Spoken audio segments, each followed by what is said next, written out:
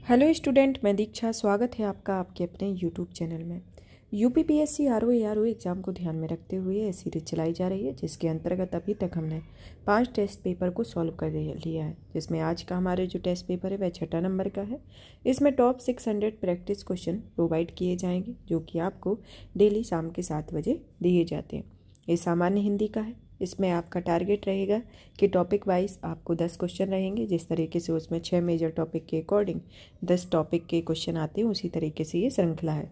चलिए तो शुरू करते हैं। हमारा पहला आता है इसके अंतर्गत के चिरंतन का सही विलोम बताना है। ऑप्शन ए नश्वर, ऑप्शन बी आचिंतन, ऑप्शन सी अचर, ऑप्शन डी अचेतन। तो चिरंतन का जो विलोम होगा वह नश्वर आएगा। ऑप्शन ए सही होगा। नेक्स्ट आता है महात्मा का विलोम है। ऑप्शन ए असभ्य, ऑप्शन बी भोगी, ऑप्शन सी दानव, ऑप्शन डी दुरात्मा। तो महात्मा का जो विलोम होता है वह दुरात्मा होता है। जैसे असभ्य का सभ्य होता है, भोगी का योगी और दानव का मानव होता है। नेक्स्ट आता है कि अनुकूल का विलोम है। ऑप्शन ए प्रतिकूल, ऑप्शन बी सुगम, ऑप्शन सी अवनति, ऑप्शन डी अस्त। तो अनुकूल का जो विलोम होगा वह प्रतिकूल होगा। इसी तरीके से सुगम का विलोम दुर्गम, अवनति का उन्नति और अस्त का उदय होगा। अब नेक्स्ट आता है आपका कि विहित का विलोम शब्द है। विहित का विलोम में ऑप्शन ए आता है निषिद्ध, ऑप्शन बी कृत, ऑप्शन सी निर्मित, ऑप्शन डी आदिष्ट। तो इसके अंतर्गत आपका जो उत्तर होगा ऑप्शन ए आएगा कि विहित का निषिद्ध होगा। निर्मित का जो विलोम होता है वह अनिर्मित होता है। नेक्स्ट आता है विवाद का विलोम शब्द है। ऑप्शन ए संवाद, ऑप्शन बी प्रतिवाद, ऑप्शन सी वाद और ऑप्शन डी निर्विवाद। तो विवाद का जो आपका विलोम होगा वह निर्विवाद होगा, तो ऑप्शन डी आएगा। फिर नेक्स्ट आता है आपका कि विस्तार का विलोम है। ऑप्शन ए लघु, ऑप्शन बी छोटा, ऑप्शन सी सूक्ष्म, ऑप्शन डी संक्षेप। तो विस्तार का जो आपका विलोम होगा वह संक्षेप होगा, तो ऑप्शन डी आएगा। लघु का छोटा या सूक्ष्म होता है। ये तीनों परस्पर एक दूसरे से के समानार्थी ये तीनों, और जो आपका सूक्ष्म है ये आपका अलग है, तो आपका ऑप्शन डी आएगा। अब नेक्स्ट क्वेश्चन आता है आपका कि विस्तृत का विलोम शब्द है। तो विस्तृत का विलोम ऑप्शन ए विस्तार, ऑप्शन बी संक्षिप्त, ऑप्शन सी संक्षेप, ऑप्शन डी संक्षिप्त। तो विस्तृत का जो विलोम होगा वह संक्षिप्त होगा, तो ऑप्शन बी आपका उत्तर होता है। नेक्स्ट क्वेश्चन आता है कि उधम शब्द का विलोम है। ऑप्शन ए प्रवीण, ऑप्शन बी आलस्य, ऑप्शन सी नीरज और ऑप्शन डी निरप। तो उधम का जो विलोम होगा वह आपका आएगा आलस्य, तो ऑप्शन बी होगा। नेक्स्ट क्वेश्चन आता है कि अनिवार्य शब्द का विलोम है। ऑप्शन ए अपरिहार्य, ऑप्शन बी आपका आता है वैकल्पिक, ऑप्शन सी ऐच्छिक, ऑप्शन डी बी तथा सी दोनों। तो इसमें आपका जो उत्तर होगा वह ऑप्शन डी होगा, जिसमें बी और डी सी दोनों होंगे, वैकल्पिक और ऐच्छिक। क्वेश्चन आता है कि उन्मुख का विलोम है। ऑप्शन ए प्रमुख, ऑप्शन बी विमुख, ऑप्शन सी सम्मुख, ऑप्शन डी त्रिमुख। तो इसमें जो आपका उत्तर होगा वह ऑप्शन बी होगा, क्योंकि उन्मुख का जो विलोम होता है वह विमुख होता है और जो प्रमुख होता है उसका विलोम गौण होता है। नेक्स्ट क्वेश्चन आता है कि दंगों में बहुत लोग घायल हुए, इस वाक्य में कौन सा विशेषण निहित है। ऑप्शन ए संख्यावाचक, ऑप्शन बी आता है गुणवाचक, ऑप्शन सी सार्वनामिक, ऑप्शन डी व्यक्तिवाचक। तो इसमें आपका जो विशेषण होगा ऑप्शन ए प्रयुक्त होगा कि यह एक संख्यावाचक विशेषण है। अब नेक्स्ट क्वेश्चन आता है आपका कि ईमानदार शब्द में कौन सा विशेषण है। ऑप्शन ए गुणवाचक, ऑप्शन बी व्यक्तिवाचक, ऑप्शन सी सार्वनामिक, ऑप्शन डी संख्यावाचक। तो इसके अंतर्गत आपको बताना है कि कौन सा विशेषण होगा। तो इसमें आपका ऑप्शन ए होगा, क्योंकि ये ईमानदार गुणवाचक विशेषण के अंतर्गत आता है। जिस शब्द से संज्ञा का गुण, दशा, स्वभाव आदि लक्षित हो उसे गुणवाचक विशेषण कहा जाता है, तो ऑप्शन ए आपका सही होगा। नेक्स्ट क्वेश्चन आता है आपका कि कमीज के लिए 1.5 मीटर कपड़ा चाहिए, मैं किस कोटि का विशेषण प्रयुक्त होता है। ऑप्शन ए गुणवाचक, ऑप्शन बी प्रश्नवाचक, ऑप्शन सी आता है संख्यावाचक और ऑप्शन डी आता है परिमाणवाचक। तो इसके अंतर्गत जो आपका उत्तर होगा ऑप्शन डी होगा, क्योंकि यह परिमाणवाचक होगा कि संख्यावाचक विशेषण का एक मुख्य भेद परिमाण बोधक होता है और यह किसी वस्तु की माप और तोल का बोध कराता है। नेक्स्ट क्वेश्चन आपका आता है कि इनमें से कौन सा संख्यावाचक विशेषण कौन सा है। ऑप्शन ए 10, ऑप्शन बी काला, ऑप्शन सी राम और ऑप्शन डी मीठा। तो इसमें आपका जो ऑप्शन ए है 10 है, वह एक संख्यावाचक विशेषण है, कि जबकि काला, मीठा और ये सभी जो है वह गुणवाचक विशेषण के अंतर्गत आते हैं और राम जो कि एक संज्ञा है। नेक्स्ट क्वेश्चन आता है कि मेरा लड़का चतुर है में विशेषण है। ऑप्शन ए विधेय विशेषण, ऑप्शन बी विशेष विशेषण, ऑप्शन सी प्राविशेषण, ऑप्शन डी इनमें से कोई नहीं। तो इसके अंतर्गत जो आपका उत्तर होगा वह ऑप्शन ए होगा, क्योंकि मेरा लड़का चतुर है में आपका विधेय विशेषण होता है, क्योंकि जो आपका विशेषण और विशेष और क्रिया के बीच आता है उसे विधेय विशेषण कहता है। तो इसमें जो चतुर है वो आपका विधेय विशेषण है। यह आपका किसके अंतर्गत आ रहा है? यह विशेष और क्रिया के विशेषण विशेष और क्रिया के बीच में आता रहा है, तो इसे विधेय विशेषण कहा जाता है। नेक्स्ट क्वेश्चन आता है कि इकहरा बदन में किस कोटि का विशेषण प्रयुक्त हुआ है। तो ऑप्शन ए क्रमवाचक विशेषण, ऑप्शन बी आवृत्तिवाचक विशेषण, ऑप्शन सी समुदायवाचक विशेषण, ऑप्शन डी प्रत्येक बोधक विशेषण। तो इसके अंतर्गत जो आपका उत्तर होगा वह ऑप्शन बी होगा, क्योंकि इसमें आवृत्तिवाचक विशेषण का प्रयोग हो रहा है कि इकहरा बदन। नेक्स्ट क्वेश्चन आता है कि तुम्हारा कोट मिल गया है में किस कोटि का विशेषण प्रयुक्त हुआ है। ऑप्शन ए संबंधवाचक सार्वनामिक विशेषण, ऑप्शन बी प्रश्नवाचक, ऑप्शन सी संकेतवाचक, ऑप्शन डी अनिश्चयवाचक। तो इसके अंतर्गत जो आपका उत्तर होगा वह ऑप्शन ए होगा कि यह संबंधवाचक सार्वनामिक विशेषण होगा। नेक्स्ट क्वेश्चन आता है कि 250 रुपये में कौन सा विशेषण निहित है। ऑप्शन ए पूर्ण संख्या बोधक, ऑप्शन बी अपूर्ण संख्या बोधक, ऑप्शन सी प्रश्नवाचक, ऑप्शन डी आता है संख्यावाचक। तो इसके अंतर्गत अपूर्ण संख्यावाचक आपका 250 रुपये के लिए वर्ण प्रयुक्त होगा। नेक्स्ट क्वेश्चन आता है कि विशेष्य के पहले लगने वाले विशेषण काला सफ़ेद अच्छी में कौन सा विशेषण है। ऑप्शन ए विधेय विशेषण, ऑप्शन बी विशेष विशेषण, ऑप्शन सी प्रविशेषण, ऑप्शन डी उद्देश्य व विधेय। तो इसमें आपको बताना है, तो इसके अंतर्गत आपका विधेय विशेष विशेषण होगा, क्योंकि विशेष्य के पहले लगने वाले विशेषण जैसे काला सफ़ेद अच्छी को विशेष विशेषण कहते हैं, और जो विशेषण विशेष और क्रिया के बीच आए उसे विधेय विशेषण कहते हैं, और जो विशेषण की भी विशेषता बताए उसे प्राविशेषण कहा जाता है। तो क्या क्या इसमें पढ़ा हमने कि विशेष्य के पहले लगने वाले विशेषण जिसमें आता है काला सफ़ेद अच्छी को विशेष विशेषण कहते हैं, और जो विशेषण विशेष और क्रिया के बीच आता है उसे विधेय विशेषण कहा जाता है, और जो विशेषण की विशेषता बताए उसे प्राविशेषण कहा जाता है। अब नेक्स्ट क्वेश्चन पूछा गया है कि विशेषणों की विशेषता बताने वाले को क्या कहा जाता है। तो आपके अभी बताया हुआ है कि इसके लिए प्राविशेषण कहा जाता है। नेक्स्ट क्वेश्चन आता है आपका कि तद्भव शब्दों का चयन करना है। ऑप्शन ए उच्च, ऑप्शन बी अंगूछा, ऑप्शन सी उज्ज्वल, ऑप्शन डी आद्रक। तो इसमें आपका जो तद्भव शब्द होगा वह होगा अंगूछा। तो इसमें आपका तद्भव शब्द अंगूछा है, क्योंकि इसका जो तत्सम होगा वह अंग प्रोच्छा इसका तत्सम होगा। इस तरीके से उच्च का जो आपका तद्भव होता है ऊंचा, उज्ज्वल का तद्भव उजाला, आद्रक का आद्रक इसके अंतर्गत जो तत्सम होगा। फिर आता है आपका नेक्स्ट क्वेश्चन कि ऑप्शन ए अष्ट, ऑप्शन बी अदरक, ऑप्शन सी अड़ी, ऑप्शन डी अमृत। तो इसमें तद्भव बताना है, तो आपको पहले ही बता दिया गया है कि आद्रक का जो विलोम तत्सम होता है तद्भव होता है वह अदरक होता है। तो इसमें आपका विलोम तद्भव यही होगा। अष्ट का जो विलोम होता मतलब तद्भव होता है वह 8 आता है। अणी का जो विलोम तद्भव आता है अनी आता है, और अमृत का जो विलोम तद्भव आता है अमीय होता है। और इस तरीके से अदरक का जो तत्सम होगा वह आद्रक होगा। नेक्स्ट क्वेश्चन आता है ऑप्शन ए अमचुर, ऑप्शन बी अमूल्य, ऑप्शन सी उत्तिष्ठ, ऑप्शन डी अंगुली। तो इसमें आपको बताना है कि इनमें से कौन सा तद्भव है। तो इसमें आपका जो अमचुर है वह आपका तद्भव होगा, क्योंकि अमचुर का जो तत्सम होता है वह आम्रचूर्ण होता है। अमूल्य का जो आपका तद्भव होगा अमूल होगा। उत्तिष्ठ का जो आपका तद्भव होगा उठने का होगा। अंगुली का जो तद्भव होगा वह उंगली होगा, और अमचुर का जो तद्भव तत्सम होता है ताम्रचूर्ण होता है। तो इस कारण से आपका ऑप्शन ए सही होगा। नेक्स्ट क्वेश्चन आता है कि ऑप्शन ए दिया गया है अग्नि, ऑप्शन बी आड़यत्व, ऑप्शन सी अलग, ऑप्शन डी आलस्य। तो इसके अंतर्गत आपको बताना है कि कौन सा सही होगा। तो इसमें आपका ऑप्शन सी सही होगा, क्योंकि जो आपका अलग है वह आपका एक तद्भव शब्द है, और इसका जो तत्सम होता है वह आलग्न होता है। क्या होता है? आलग्न इसका तद्भव होता तत्सम होता है। और इसके अंतर्गत जैसे अग्नि का जो तद्भव होगा आग होगा, आड़त्य का जो तद्भव होगा आड़त होगा, आलस्य का जो तद्भव होगा तत्सम होगा वह आड़त आएगा। तो इस तरीके से आपका ये क्वेश्चन की आंसर है।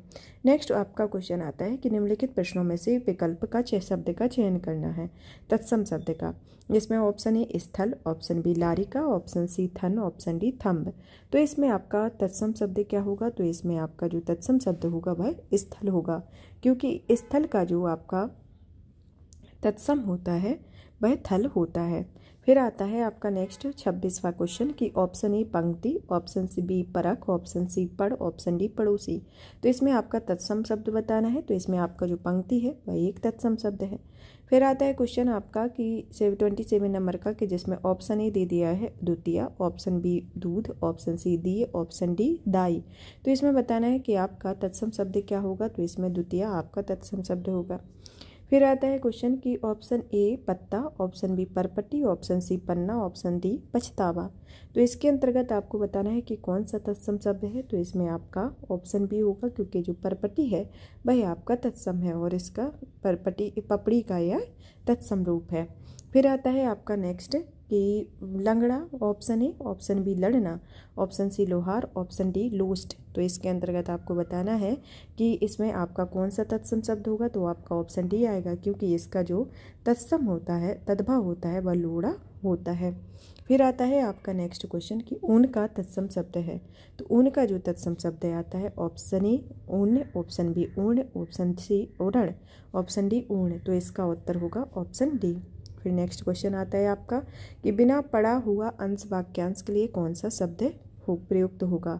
ऑप्शन ए अपठित, ऑप्शन बी अपभ्रंश, ऑप्शन सी मौलिक, ऑप्शन डी अपठनीय। तो इसके अंतर्गत जो आपका उत्तर होगा ऑप्शन ए आएगा, अपठित। फिर नेक्स्ट क्वेश्चन आता है कि जिसका मन व ध्यान दूसरी तरफ हो के लिए एक शब्द प्रयुक्त होता है। ऑप्शन ए मनन, ऑप्शन बी बोध ध्यान, ऑप्शन सी मनवा, ऑप्शन डी अन्य मनस्क। तो इसके अंतर्गत जो आपका उत्तर होगा वह होगा अनमयक्ष। जिसमें का मन और ध्यान दूसरी तरफ हो उसे अनमयक्ष कहा जाता है। फिर क्वेश्चन आता है कि जिसका जन्म पहले हुआ हो इसके लिए एक शब्द है जो उपयुक्त है। ऑप्शन ए अनुज, ऑप्शन बी द्विज, ऑप्शन सी अग्रज, ऑप्शन डी सर्वज्ञ। तो इसमें आपका जो उत्तर होगा ऑप्शन सी होगा, अग्रज होगा। नेक्स्ट क्वेश्चन आता है कि जिसकी मति छठ सोचने वाली हो के लिए एक शब्द प्रयुक्त होगा। ऑप्शन ए कुशाग्र बुद्धि, ऑप्शन बी प्रत्युन्नति, ऑप्शन सी द्रुतगामी, ऑप्शन डी दूरदर्शी। तो इसके अंतर्गत जो आपका उत्तर है वह ऑप्शन बी होगा कि प्रत्युन्नति इसका उत्तर होगा, जिसकी मति छठ सोचने वाली हो। अब क्वेश्चन आता है कि जिसका ज्ञान इंद्रियों द्वारा ना हो वाक्यांश के लिए एक शब्द होगा। ऑप्शन ए आनूतन, ऑप्शन बी आवर्णीय, ऑप्शन सी अगोचर, ऑप्शन डी अनियमित। तो इसके अंतर्गत जो आपका सही उत्तर होगा वह आएगा ऑप्शन सी आगोचर होगा, कि आगोचर वाक्यांश के लिए प्रयुक्त होगा। जो नया हो उसे आनूतन कहा जाता है, जिसका वर्णन ना हो सके उसे आवर्णीय कहा जाता है, जो नियमानुकूल ना हो उसे अनियमित कहा जाता है। अब आता है आपका नेक्स्ट क्वेश्चन कि तीक्ष्ण बुद्धि वाले के लिए एक शब्द होगा। ऑप्शन ए प्रतिभाशाली, ऑप्शन बी कुशाग्र बुद्धि, ऑप्शन सी आपका प्रत्युन्नति, ऑप्शन डी आता है बुद्धिमान। तो इसके लिए आपका जो उत्तर होगा ऑप्शन बी होगा। अब नेक्स्ट क्वेश्चन आता है कि किए गए उपकार का नाम मानने वाला व्याकरण की दृष्टि से क्या है। ऑप्शन ए कृतज्ञ, ऑप्शन बी कृतज्ञ, ऑप्शन सी अपस्कृत, ऑप्शन डी उपकृत। तो इसमें आपको बताना है कि इसमें कौन सा उत्तर सही होगा। तो इसके अंतर्गत आपका ऑप्शन ए सही होगा कि इसमें कृतज्ञ होगा। फिर क्वेश्चन आता है कि युद्ध की इच्छा रखने वाला कहलाता है। ऑप्शन ए युत्सु, ऑप्शन बी लड़ाकू, ऑप्शन सी यदुक्षु, ऑप्शन डी ये सभी। तो इसमें युद्ध की इच्छा रखने वाले को क्या कहा जाता है? युत्सु कहा जाता है। तो ऑप्शन ए आपका सही होगा। क्वेश्चन आता है कि निहि इस प्राह शब्द का अर्थ है। ऑप्शन ए जो स्पर्श रहित हो, ऑप्शन बी जो इच्छा रहित हो, ऑप्शन सी जो प्रेम रहित हो, और ऑप्शन डी जो प्रेरणावान हो। तो इसमें अंतर्गत आपका जो उत्तर होगा ऑप्शन बी होगा कि जो इच्छा रहित हो। नेक्स्ट क्वेश्चन है कि जो एक स्थान पर टिक कर नहीं रहता वाक्य के लिए एक शब्द कौन सा है। ऑप्शन ए अस्थिर, ऑप्शन बी अडिग, ऑप्शन सी यायावार, ऑप्शन डी गतिशील। तो इसके अंतर्गत जो आपका उत्तर होगा वह ऑप्शन सी आएगा कि इसके लिए यायावार प्रयुक्त होगा। क्वेश्चन आता है कि इनमें से कौन सा वाक्य शुद्ध है। ऑप्शन ए सीता ने यह कहा, ऑप्शन बी सीता ने यह कही, ऑप्शन सी सीता यह कही, और ऑप्शन डी सीता यह कहा। तो इसमें आपका जो उत्तर होगा ऑप्शन ई होगा कि सीता ने यह कहा। नेक्स्ट क्वेश्चन आता है कि कौन सा वाक्य सही है, जिसके अंतर्गत ऑप्शन ए दिया गया है कि बैल और बकरी घास चरती है, ऑप्शन बी आता चलता है? बैल और बकरी घास चरते हैं। ऑप्शन सी बैल और बकरी घास चरता है और ऑप्शन डी बैल और बकरी घास चरती है। तो इसमें आपका सही कथन कौन सा होगा? तो इसमें आपका जो सही कथन होगा ऑप्शन बी आएगा कि बैल और बकरी घास चरते हैं। नेक्स्ट क्वेश्चन आता है कि निम्न में से कौन सा वाक्य शुद्ध है? तो इसमें ऑप्शन ए राम ने पेट भर मिठाई खाई, ऑप्शन बी राम ने पेट भर के मिठाई खाई, ऑप्शन सी राम ने भर पेट मिठाई खाई, ऑप्शन डी इनमें से कोई नहीं। तो इसमें आपका जो उत्तर होगा ऑप्शन सी होगा कि राम ने पेट भर मिठाई खाई। नेक्स्ट क्वेश्चन आता है कि निम्न में से कौन सा वाक्य शुद्ध है? ऑप्शन ए मैं आपकी सौजन्यता पर मुग्ध हूँ, ऑप्शन बी मैं आपके सौजन्य पर मुग्ध हूँ, ऑप्शन सी मैं आपकी सौजन्य पर मुग्ध हूँ और ऑप्शन डी इनमें से तीनों वाक्य अशुद्ध हैं। तो इसके अंतर्गत जो आपका उत्तर होगा वह ऑप्शन बी आएगा कि मैं आपके सौजन्य पर मुग्ध हूँ। नेक्स्ट क्वेश्चन है 45 नंबर का कि शुद्ध वाक्य क्या है? ऑप्शन ए दरअसल मैं उससे प्रेम करता हूँ, ऑप्शन बी डाकू के पैरों में हथकड़ियाँ हैं, ऑप्शन सी वह ऐतिहासिक घटना है और ऑप्शन डी आपका भवदीय है।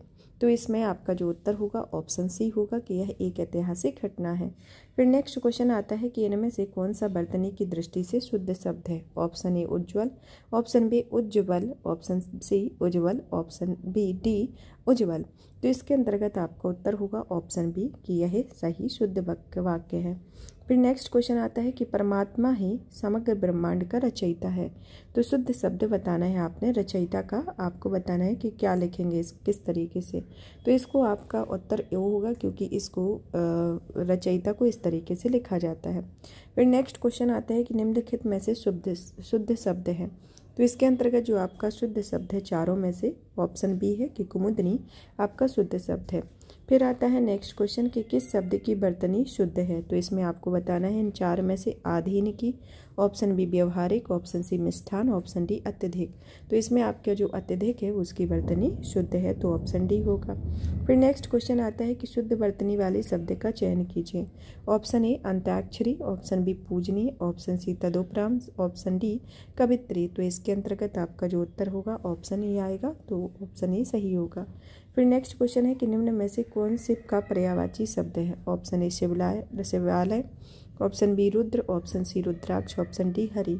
तो इसमें शिव का जो पर्यायवाची है वह रुद्र है। इनमें से एक लहर का पर्यायवाची शब्द नहीं है। ऑप्शन ए वीची, ऑप्शन बी दुकुल, ऑप्शन सी तरंग, ऑप्शन डी हिलोर। तो इसमें आपका दुकुल जो है वह इसका पर्यायवाची नहीं है, क्योंकि लहर के पर्यायवाची आते हैं बीची, तरंग, हिलोर, जो कि दुकुल जो है वह वस्त्र का पर्यायवाची है। तो ये किसका पर्यायवाची है? ये वस्त्र का पर्यायवाची है। अब नेक्स्ट क्वेश्चन आता है कि इनमें से कौन एक शब्द देवता का पर्याय है? ऑप्शन ए अखिलेश, ऑप्शन बी विबुध, ऑप्शन सी अनेक, ऑप्शन डी ज्योतिषक। तो इसके अंतर्गत जो आपका उत्तर होगा ऑप्शन बी आएगा। अब क्वेश्चन आता है 54 नंबर का कि बगीचा का पर्यायवाची शब्द है। ऑप्शन ए निर्जन, ऑप्शन बी बैजन, ऑप्शन सी आराम, ऑप्शन डी कल्पसाल। तो इसके अंतर्गत आपका जो उत्तर होगा ऑप्शन सी होगा, क्योंकि बगीचा का जो पर्यायवाची शब्द होता है वह आराम होता है।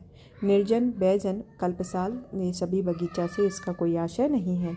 इनमें से तुरंग शब्द का पर्याय है ऑप्शन ए वाजी, ऑप्शन बी अम्बुधर, ऑप्शन सी विजन, ऑप्शन डी किंकर। तो इसके अंतर्गत जो आपका उत्तर है वह ऑप्शन ए है, क्योंकि इसका जो तुरंग का पर्यायवाची है वह वाजी है। और इसके अन्य पर्यायवाची आते हैं जैसे घोटक, घोड़ा, सेंधव, हाय, रविपुत्र, अरवा, तुरंग, अश्व इसके अंतर्गत आते हैं। अब नेक्स्ट क्वेश्चन आता है 56 नंबर का कि बिरुजा शब्द का पर्यायवाची है। ऑप्शन ए नक्षत्र का, ऑप्शन बी अप्सरा का, ऑप्शन सी इंद्र का, ऑप्शन डी पत्थर का। तो बिरुजा जो है आपका इंद्र का पर्यायवाची है, तो ऑप्शन सी होगा। और इंद्र के अन्य पर्यायवाची में आता है जैसे सुरपति, सचिपति, मधवा, शक्र, पुरंदर, देवराय, अमरपति, वज्रधर आदि आते हैं।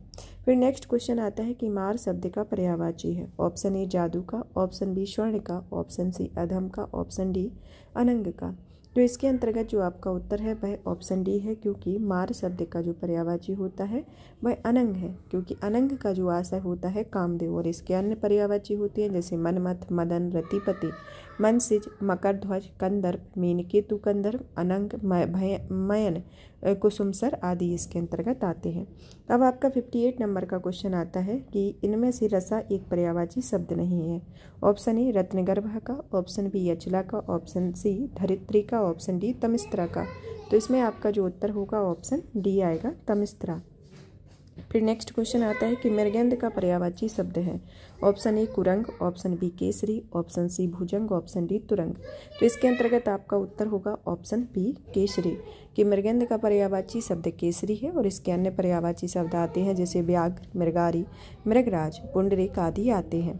और ये सर्प का जो पर्यायवाची आते हैं सर्प का पर्यायवाची है आपका भुजंग। अब आता है आपका नेक्स्ट क्वेश्चन कि सठ पद का पर्यायवाची शब्द है। ऑप्शन ए तितली, option B Bhimar, option C मकड़ी, ऑप्शन डी केकड़ा। तो सठ पद का जो पर्यायवाची शब्द है वह आपका आता है भ्रमर, तो ऑप्शन बी आपका सही होगा। और इसके अन्य पर्यायवाची होते हैं जैसे भौरा, अली, द्वेरे, मधुप, इसके अन्य पर्यायवाची होते हैं। यहाँ पर यह सेशन फिनिश होता है। नेक्स्ट क्लास में नेक्स्ट सेशन के साथ मिलेंगे। तब तक आप वीडियो को ज़्यादा से ज़्यादा शेयर करें, लाइक करें, सब चैनल को सब्सक्राइब करें। धन्यवाद।